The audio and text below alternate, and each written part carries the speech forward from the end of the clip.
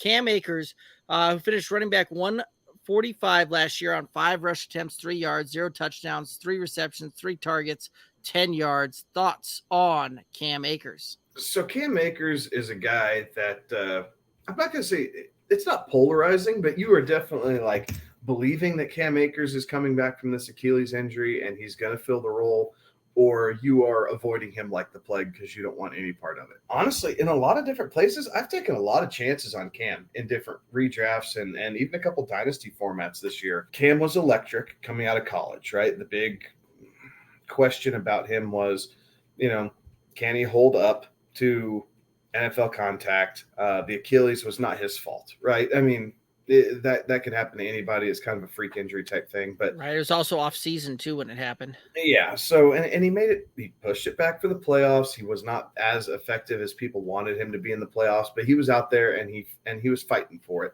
Um, I like Cam. I like the potential, and I think everybody has that risky player that they're willing to take a chance on, right? And I think for me, Cam Akers or J.K. Dobbins are that risky player at that running back position coming back from major injuries.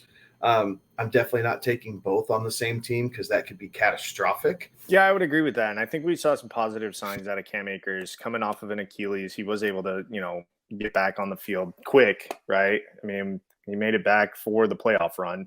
And I was just reading up on, they've already opened camp in LA. So obviously now we have a little bit more information. But to hear about, how he missed it. And again, we expect these guys to be kind of robots and professionals, but they are people, and he missed it, and he was working hard to get back, and he wanted to be a part of what they had that was something special. So there's a lot that you can play into that, and there's a lot of stock you can take in that. And now injuries are going to happen, and we hope they don't, but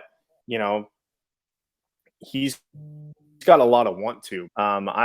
He's somebody that I would be targeting as well as that second running back. I think if you take him as your first one, you probably reached a little bit. But I still think that Cam Akers has a lot of good usage. Yeah, I think Cam Akers definitely has some big upside there, right? Like Kevin said, I think that a top 10 finish is within the realm of possibility for him. Right now he's coming off the board as RB17 in half point PPR scoring, overall 30, 33, 34, call it. So you're talking towards the tail end of the third round there. I don't know. So Cam Akers, it was interesting, right? Like he came back, played against some very tough defenses. So I will give it to him that when he did come back from injury, was playing some very, very tough defenses down the stretch. And we were seeing him play against some of the best run defenses in the league last year, right? At the same time, I don't know that I'm necessarily going to see Cam Akers on many of my rosters, simply from the standpoint of where he's going and the running backs that are going right around him. There are several other running backs that I think I would rather put on my roster.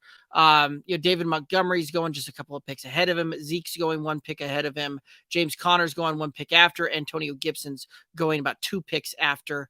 All of those guys that I just mentioned are really kind of the 32nd to 35th pick on average there in most of your leagues. And at that point, I think I'd probably go with almost every one of those guys over Cam Akers.